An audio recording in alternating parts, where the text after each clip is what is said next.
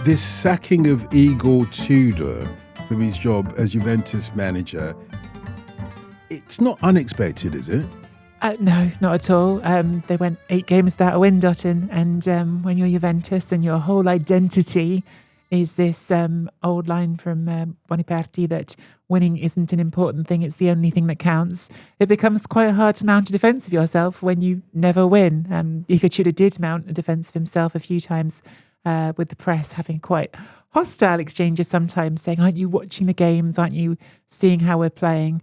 But yes, 8 games without a win. If anything, was getting worse the longer it went on. The last 4 games, they didn't even score a goal. And despite Tudor's assessment of it, I thought some of the performances were absolutely drab. The game against Como was probably the one that stood out the most for me. As let's not underestimate Como. They're a good team playing good football under Cesc Fabregas.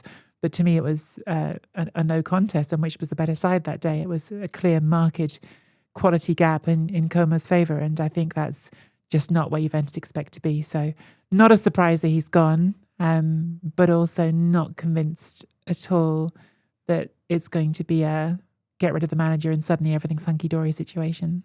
As we speak, who knows, but as we speak, it looks like Spalletti will be their manager, and people who follow OTC will know all about Spalletti. He's got checkered history in Italian football as well.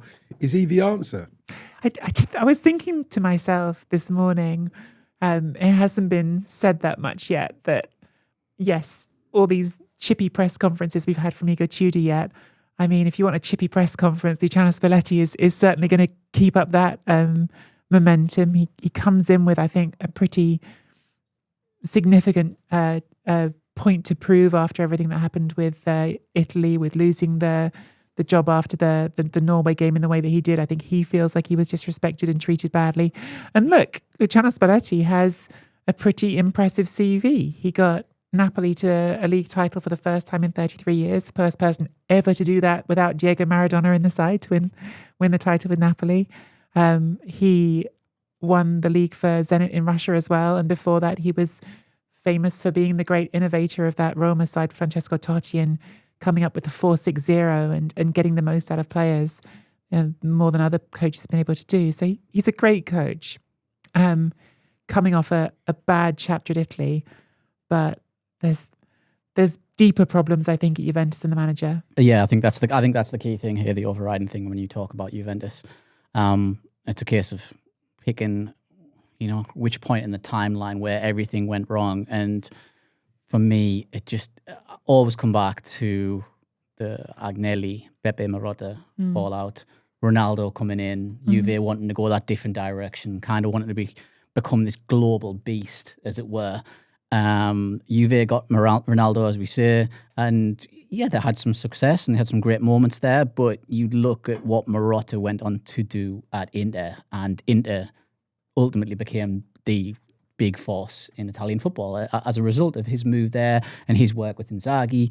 It allowed them to become a force in Italy and in Europe as well, whereas Juventus just seemed to kind of go from one bad failed plan to another. And I think a lot of people will also look at recently with Giuntoli and Morta and that failed experiment, because I think Juve moved away from the Allegri era and they said, right, we're starting completely afresh here. We need to get a different type of player. We need to get a different type of coach, and we need to go in this direction.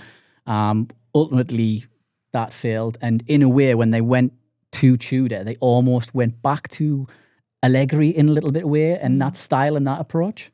Yeah, the stylistic change from Motta to Tudor was quite severe. Motta was trying to do something ideological and all about this interchange and clever football that served him so well at Bologna, and I think it was too much too quickly for the squad he had at Juventus. Tudor was back to basics in a way. It was man-to-man football and let's play it direct, and it had some momentum to it. I think your until it didn't is what I meant to finish that thought by saying. I think you're dead on about the, I guess, sliding doors moment almost in Juventus's recent history with that signing of Ronaldo. And I do think it's a story you can tell many different ways. Agnelli was of the mind that you had to do something brave, you had to do something bold. So go and sign Ronaldo because he's a a singular figure who can transform your brand and make it into something bigger, and then go and make this Super League happen, because that's the only way you're going to be able to keep it going long term. Personally, I've always felt, well, there's actually it's a different way you can look at that, which is that you can accept that you aren't going to be able to keep up with the Premier League, that you can't just keep pulling rabbits out of a hat. And you say, but how can we be the most successful brand of what we are? And I think that's the case that Marotta was making. I think Marotta was, to a certain extent, made to feel like this dinosaur, this old man in that situation where you had all these, I mean, young is a relative term, but in boardroom terms, young bucks trying to tell him what to do. And he got forced out. And to a certain extent, you could say, well, he's been vindicated, because, of course, he goes on to Inter and wins there. But I do think there are lots of details when you dig into it that aren't black and white. The Ronaldo gamble was hugely undermined by COVID coming along when it did, right? Because your whole commercial plan of making money back doesn't look as good when stadiums are empty and you can't cash in that way. Ronaldo, for what it's worth, scored more than 100 goals in 3 seasons. So as a footballer, at least, he was successful, even if the club wasn't. And I think you can put him to one side and go, okay, but even making the decision you make on Ronaldo, do things look very different now if you don't sign Dusan Vlahovic for 80 million euros, who has scored 60 goals in more time than Ronaldo was there, or if you don't come up with this next-gen project of having this team playing in the competitive pyramid, of developing under-23 talents, some of whom have been really successful, but instead of building through with that, just selling them. So you now have Dean Huyson starting for Real Madrid when he could be starting in your back line. It's not just that one sliding door moment. Yeah. I do think Ronaldo is really significant. I think it makes sense to go back to it. But I do think Juventus have continually made these decisions that when you look at them, you really question them. And I think in some ways, because we're recording on Thursday and on Wednesday night, they played the first game without Tudor. And you've got Brambilla, who's the youth team coach, the next-gen coach, comes up and leads it, and they win 3-1. And don't read too much into the result. You know, it's a one-off game and it's Udinese and whatever.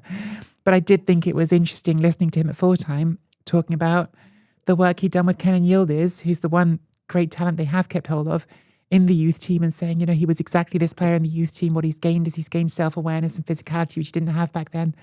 And you think, you could have done this, not promoting Brambilla, that's not the point I'm making, but you could have done this with all these players. Yeah. You could have made this project, instead of which you sold them all.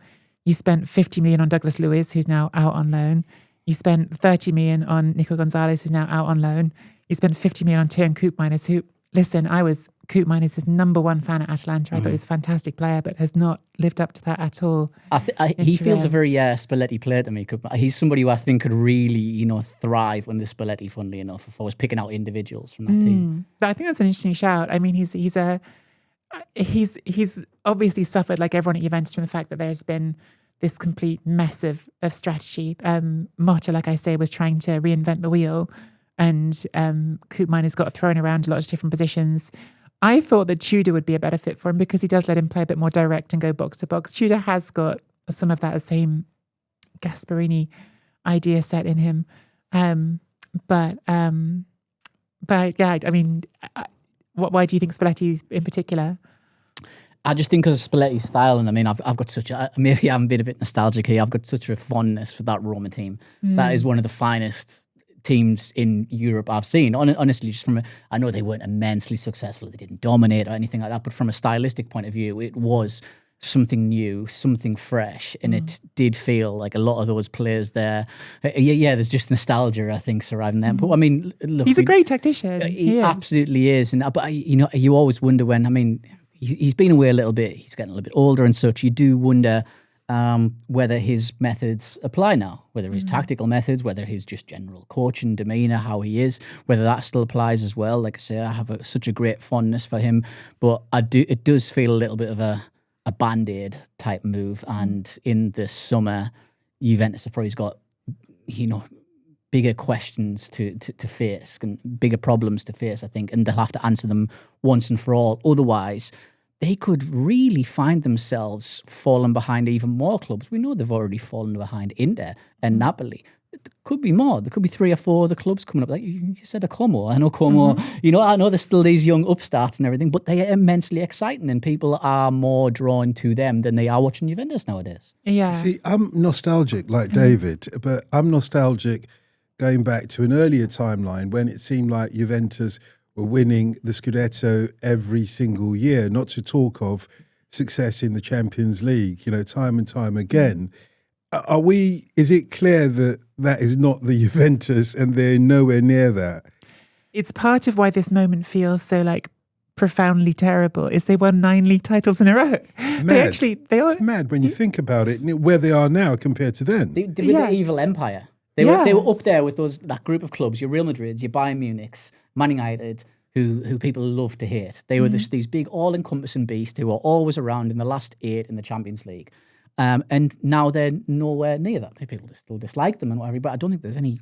Juventus don't emit any fear or intimidation under the teams now. It feels as though they're just there for the taking. I suppose that, there is that parallel with United, isn't there, about the fear being gone.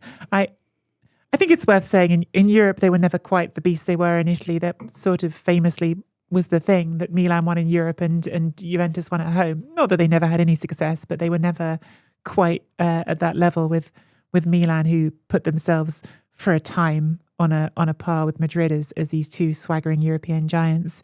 But I do think the aura has completely gone. I think that's definitely true. And I think the thing that makes this feel to me like a slightly iffy gamble for Spalletti is I don't know how talented this squad really is. And I think that's a thing that I'm genuinely saying I don't know. Not like I'm hiding the answer behind my ear. I really don't know. I think Kenan Yildiz is a special talent. I think he's genuinely a very, very good footballer.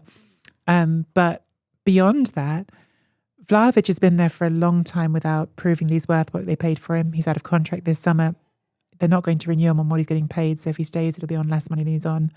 We'll see. I wonder if he could argue that, look, I was the most sought after centre-forward in Europe at one point, and look at me now. Juventus have got a question mark to answer about that. And even Tudor always played him as a lone striker. And I think that interesting small detail from Brambilla's one game in charge, play him in a front 2. I've always thought he looks happier in a front 2. So maybe there are details that you can work on. But on the flip side, I've watched a lot of Dusan Vlahovic in these last 4 years, and before that Fiorentina as well, and he has got flaws in his game for a player who has paid that much. His first touch is not what it should be. It isn't, and you could say that of others, right? You could say that of Romelu Lukaku at times as well, and he's been very successful. So it's not like that. I think there's this tendency always in this era to throw everything into brilliant or awful. Everything has to be one or the other. He's neither. But he's certainly not been the player that they envisaged him being. And now you've got Lois Openda and Jonathan David, either of whom could work out, both of whom I think there's potential for them to go better because, again, this first part of the season playing only one striker, it felt like Tudor was never giving any of them 2 games in a row, so it was a bit of a mess. But are they good or is it not that good? I don't know. In the midfield, is Conceição able to become on the wing as great a talent as I think Yildiz is? I don't know. Is Locatelli ever really going to become the midfielder that we thought he was going to be when he went to Juventus? I don't know. Is Bremer in defence, who is one other player I look at in that team and think is genuinely world class, is he ever going to be fit again? Because he missed all of last season, has come back this season, been injured twice already. I have so many questions. And I have a manager coming in, Spalletti, who I have a lot of time for, but who I do worry is in some ways quite a similar character, not the same person, because again, I think he's got so much more proven in his managerial chops than Tudor, but a similar character in his combustibleness and his volatility, that I worry that it could be a dangerous mix, but maybe it won't be. And part of that comes back to, is this squad actually good? Because I don't know, and this comes back to a Tudor complaint that was all at once sounded ridiculous because you're saying, as a Juventus manager, you're envious of Como, but also might have had a grain of truth to it. Is Juventus' squad better than Como's? I don't know. I think Nico Paz is a better player than anyone in that Juventus team. So it's no longer as clear cut as you think it should be. Watch this space. And by the way, before we started recording, Nicky confided in me that she hasn't been watching the same Juventus games as the now departed manager Igor Tudor, because he said if you watched the games, we were playing well, and you had a different opinion. I think he has a more generous view of the performances than I do in some cases, yes. Vinícius Junior, eh? David, I mean, we saw what happened against Real Madrid, and I know you've discussed it with Andy on OTC Monday, but every time I look at this video, it looks worse and worse and worse. So it did deserve an apology, and Vinny has done the right thing and apologised. Is that the end of it? Oh, that's definitely not the end of it. And this isn't the start of it. This isn't the end of it. This is an ongoing thing. And I think Real Madrid are tearing the hair out with this kid. They really, really are. And not a kid anymore. He's exactly that's the thing. He isn't, and he shouldn't be doing things like this now. I think there's a lot more expected of him. But look, credit where it's due. He did apologise. He's come out, public apology. A lot was made of Xabi Alonso's name not being there, but apparently he's apologised to him behind the scenes. They've sorted it behind the scenes.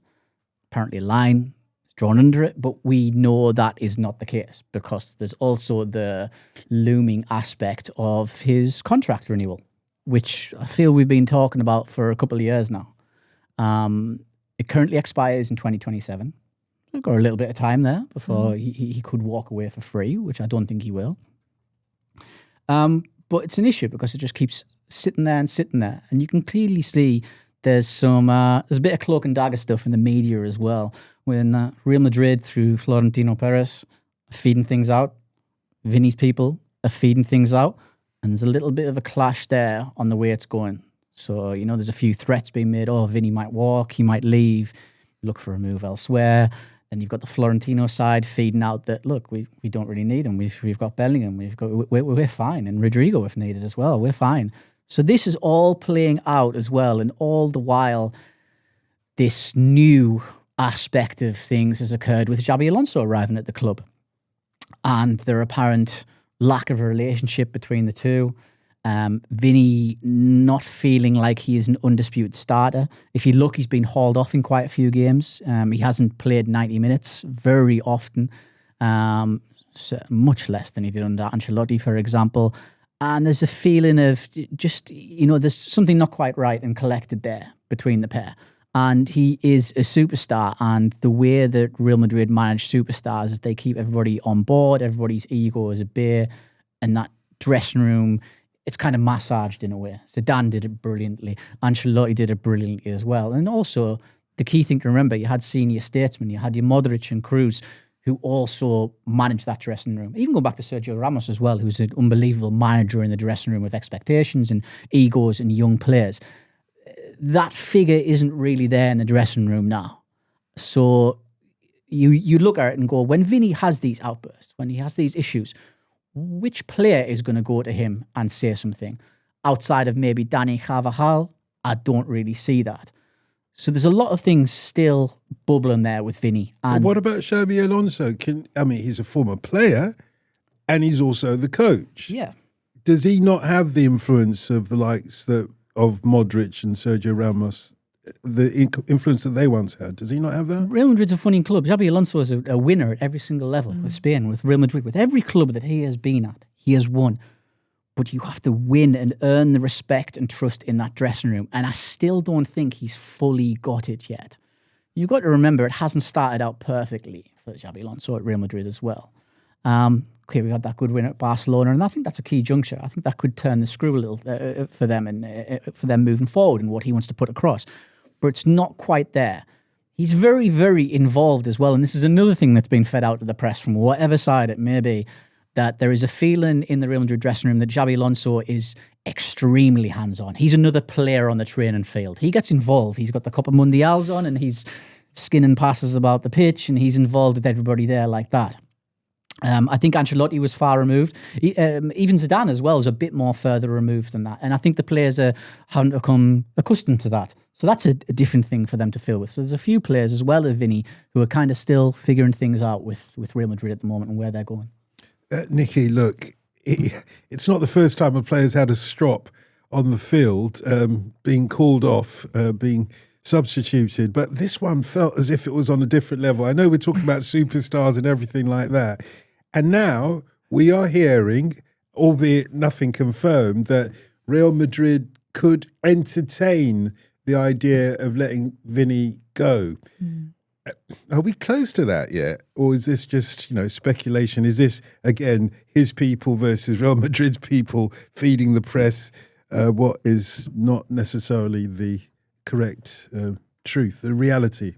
I think we're at the start of a power struggle, aren't we? It's a classic Madrid story. And of course, what you saying about that, I don't know, amplification of it, Dotun, it feels like that's just who Real Madrid are. Everything is turned to 11 all the time because that's how they exist, and how they exist very successfully, by the way. It's the reason they are the one club who can sit top of the Deloitte Money League even when the Premier League is running off with all the cash. They can still do it because they are so big and so noisy, and everything is always so everything all the time. And so, of course, when you have an attack with all these absurdly talented footballers, there was going to be some element sooner or later, and in this case sooner, of someone feeling like they weren't getting their fair share. They weren't getting their part of the pie. And it seems pretty clear that that in the early stage of Alonso's tenure, the big winner is Kylian Mbappe, who is very much at his best again and getting to be the guy there in the middle of the attack. And Vinny, I hesitate to say is the loser because he's still starting. It's just that he's coming off a bit more than he wants to. He's getting substituted more than he wants to. It's not like he's suddenly not part of the puzzle. But when you're dealing with players who, in this case, thinks he was cheated out of a Ballon d'Or and thinks he is absolutely the best player on the planet, that's the level of which things operate. Again, the dial is at 11. The dial is not at a normal club's level. It's there. Do I think he could be sold? I think with the contract situation, it's certainly feasible, but I think it comes down to how this power struggle plays out. If Alonso keeps winning, then yes, because in the end, if you keep winning, you're probably good. I say probably because in Madrid, I think that's maybe the one place where even winning isn't always going to do it for you. But probably, yes, you get that authority from winning. I wonder if the better question, and I'll ask both of you this, I'd like both your thoughts. I wonder if the better question isn't whether or not Real Madrid would be better off letting go of Vinny Junior. When you say, Nicky, that Kylian Mbappe was the big winner, if you like, in terms of star power, arguably, for me, since Xabi Alonso has come in, it's Arda Güler who has been the one that's been the, one that's come up against, or the one that succeeded the most since then. And then we haven't mentioned the other players all around Kylian Mbappe and Vinícius Júnior, the likes of Bellingham and everything. Would Real Madrid be better off just letting him go and concentrating on the other players who were on message? It's a balancing act. Because Vinny Junior on his day is one of the best players in the world. Some people will argue he's the best in his position in the world. Never won the Ballon d'Or. Exactly. And so the people keep reminding him as well. And this is the funny thing. Other players keep reminding him. So this is the new thing to wind Vinny up on the field as well. So I think it was during Clásico, Pedri goes to Vinny Junior and he goes, "Oh, I see they're letting Mbappe take penalties now." So it's little things like that. And that will wind up Vinny during game and just poke him and prod him a little bit. So it's an interesting one. But no, to answer your question, it's a balancing act. If you remove him, you take a lot away from the team in terms of how your attack is funneled and in the way it plays. And obviously, Xabi Alonso is trying to work with something as well. So what happens if he finally gets it right, and then they go, "Oh, by the way, we're selling Vinny." He's going to be like, "Oh, well, why did I try? I've had this impossible task and I've solved it." But then there's also Real Madrid look at it from a PR point. Do we need this drama every single time with him, with everything that goes on? There's just something all the time, every single game. And a lot of it, in terms of his irritation and his anger is very justified. We obviously know what's gone on in Spain with Vinny. Now, there's other instances, though, where it's kind of like, yeah, you're being a bit of an idiot right now. And he has been told that, and there's awareness over that. And I think Real Madrid could do without that. And they look at it and, why don't we just get another really good winger who doesn't bring this drama to the team, and who's another golden boy and another somebody that we can take home to meet the mom like Jude Bellingham. And that's the thing that they're balancing right now and dealing with. And that's why this contract is kind of being prolonged out. See, but I feel like at a normal club, quote unquote normal club, that would absolutely be the dialogue. You think, what's the drama worth?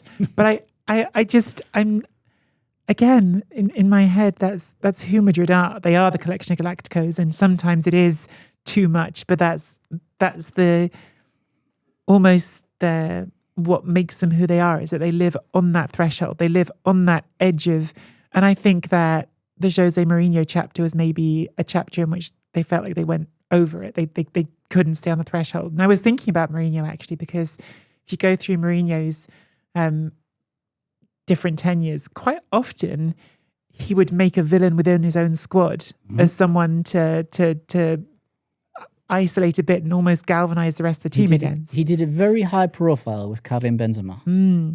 And obviously they managed to get back on the side. But some of the things Mourinho put out and said about Benzema were scandalous, I thought. And I thought it was a little bit over the top.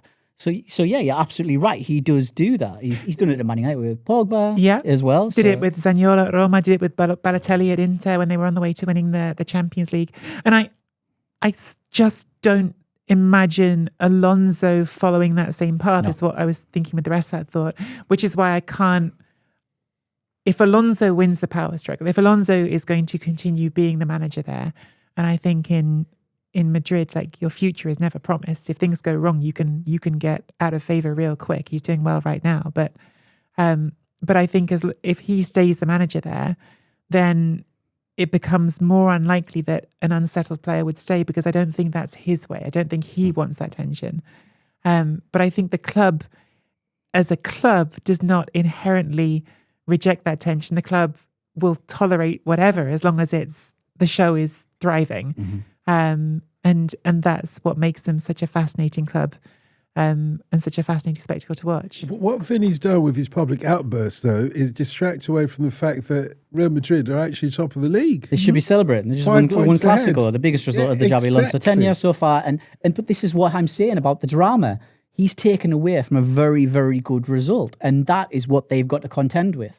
And they're going to look at it and go, every time we've had a success, is he going to have done something to reduce that and reduce our jubilation over that? And that's what they've got to, really, really weigh up. And of course, it's not just that you distract away from, the kudos of being top of the league, but it's got to affect the other players, hasn't it? It's got to be. I think that's a critical part of it, because I've still, without wanting to hammer the same drum, I'm agreeing with you both, but I'm also thinking, yeah, but we're talking about them, which I think is, again, that's kind of who I think Madrid are. Yeah, but we're the story. We're the ones you want to know about, and we won. And I tend to think, as long as those two things are true, that the show can go on. But I agree that the point where maybe things become more untenable is if the internal harmony of that locker room becomes too much, becomes distraction, becomes damaging.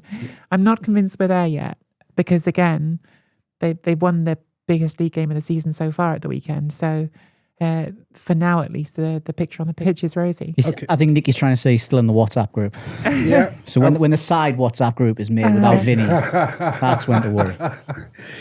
Thank you for that inside information. Just a final point, though. If he were to go between now and 2027... Yeah, where? I know we're not there yet, and that's a good point. But I think that it's also the other overarching part of the Madrid story for me is it was ever thus. It was ever thus that Madrid had too many players to fit into the team, and some of them end up getting squeezed out, and many of them take that chip they have on their shoulder and go somewhere else, and at least for a little while, absolutely smash it. And for me, because of the league I cover, the classic example is forever Wesley Sneijder, who wasn't good enough for Madrid and then went and had I thought it should have been a Ballon d'Or winning season as the key figure in a Champions League win for Inter, and then going to the final of the World Cup with. He was brilliant in Turkey, wasn't he? As I recall, Wesley Schneider did very well there as well. Yeah. But where to because what are the options after Real Madrid? You're laughing. This is the most difficult question of them all. Course. Myself and Andy Brassel have mulled this one several times on several shows, and the options are just more and more reduced. I don't see Bayern. They've got Harry Kane. After Harry Kane, no, I think they'll go for a different type of striker. I think they're more likely to go for WON'T from Newcastle, try and bring him back home. If they spend big money.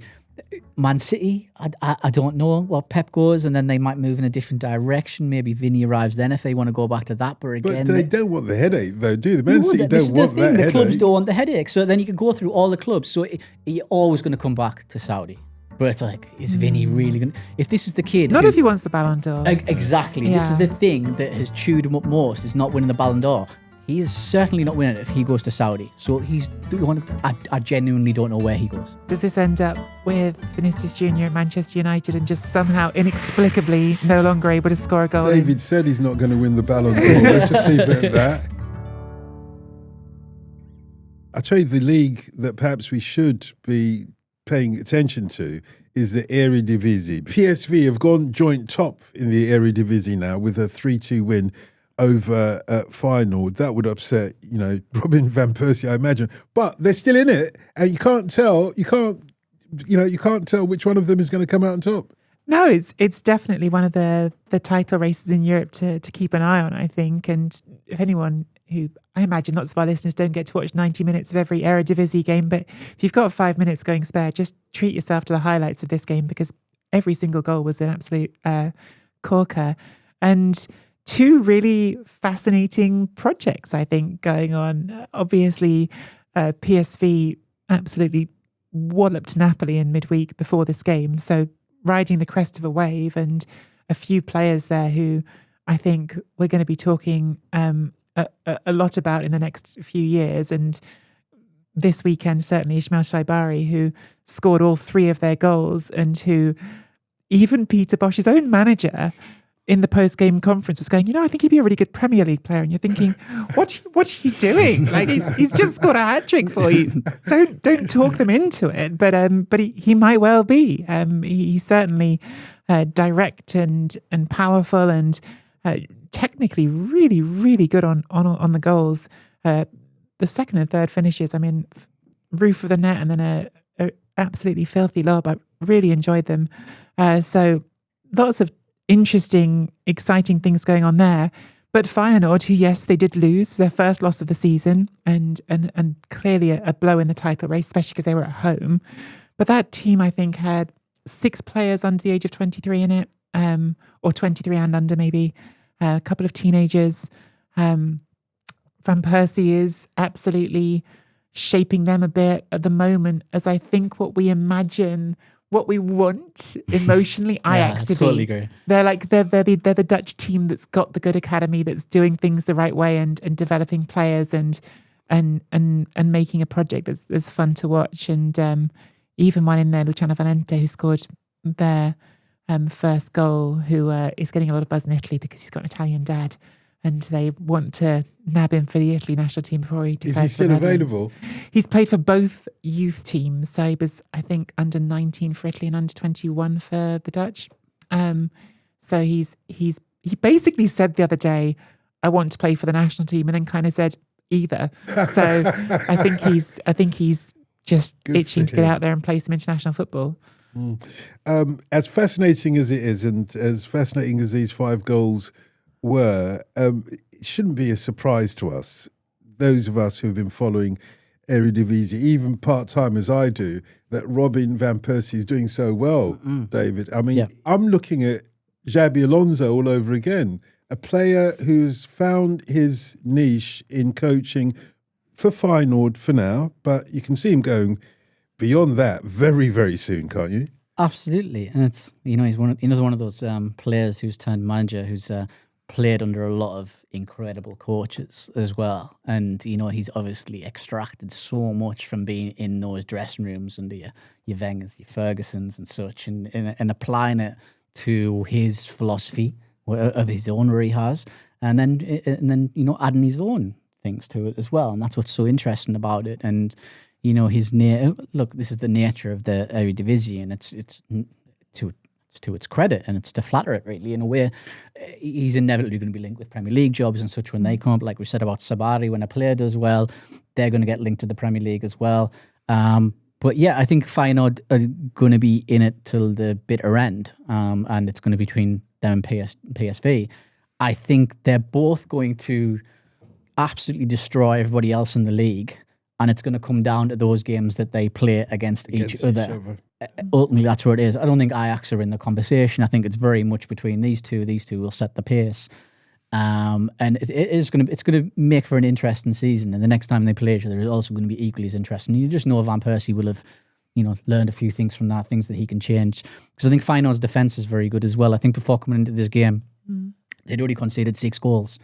Whereas I know PSV won this one, but classic Peter Bosz, I don't know, there's something there with his defence that leaves me still a little bit unconvinced that there could be a few slip-ups from him that, Van Persie and Feyenoord could take advantage of between now and the end of the season. So Feyenoord won't be too disheartened by this result as much as a blow it is. But what do you make of what Nicky was saying about the youthfulness of the team? Because if I was looking at this, I'd think that was one reason why Van Persie should stay a little longer, because he's weaning these kids up. If he were to leave, and usually when managers have got their eye on the Premier League or elsewhere, they just bring in some star players so that they do well, rather than try and bring up youngsters. Of course, don't forget Arne Slot. He stayed a little bit longer.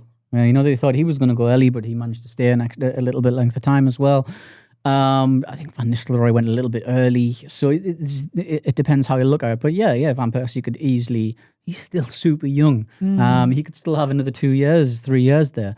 But he will get. It depends if they can make a mark in Europe as well. Maybe if Feyenoord are winning domestically and then also performing in Europe and doing well, that might satisfy him, and he might say, "I'm okay to stick around here for a couple of years. I've got some good young talents." But going back to my previous point, the nature of the Eredivisie is it's a selling league and it's a movement league. It's a pass-through league. So any of these 19, 20-year-olds who do really well, they're going to be scouted, they're going to be eyed up, and they're going to go elsewhere, to Germany, to England, or anywhere like that. But yeah, it is. It's very exciting. And look, Feyenoord's and PSV's academies deserve a lot of credit as well. Ajax get all the plaudits, of course, because of the massive, massive names that they have produced throughout history, not even just in the modern era, but through history as well. But Feyenoord and PSV have produced a lot of players as well for big clubs and successful players. So they need credit as well. Do we have to be a little bit cautious then, Nicky, when we come and say, well, I say, look, PSV and Feyenoord fighting for the title in the Eredivisie, that's the league to watch, because there is that tussle between these two. But do we have to be a little bit cautious because they need to be tested in the Champions League, or at least European competition, to see how really good they are? Well, I think PSV have made a pretty solid statement, whacking Napoli 6-2. I think in some ways, exactly what David was just saying, managed to win a game completely compellingly while also making you think, could definitely score a few goals against these, because McTominay absolutely did. But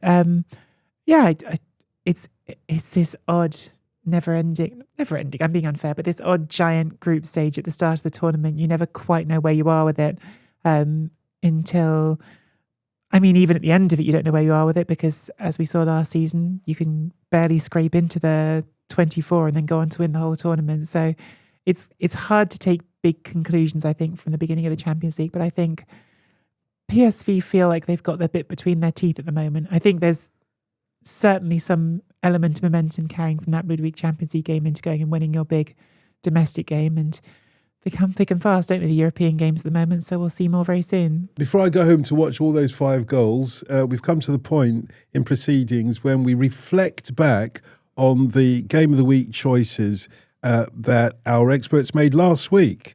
Of course, tomorrow on Ask OTC, we'll give you the recommendations of Nicky and David going forward to the weekend, when we always ask them to recommend a game of the week for us to watch. But going back on last week, David, you picked Real Madrid. I've got to laugh. You picked Real Madrid versus Barcelona. We know what happened off off the action on the field. What about what happened on the field? Yeah, we had a very good game. It was a key game, and like I say, I think it's going to prove to be a turning point for Real Madrid in their season and their formulation under Xabi Alonso. So it was a really good game. And look, if you've had a busy week and you missed the game last weekend, don't forget me and Andy Brassel did a On the Continent React as well, so you can still check that out and listen to and not miss a moment, basically. Yeah, and lots of afters in that game, obviously. Yes. Andy picked Feyenoord versus PSV. Thank goodness you watched it. Oh, I didn't catch this game. Clearly, that was a great game because we've just been waxing lyrical about it. Well done, Andy. Absolutely picked a gem.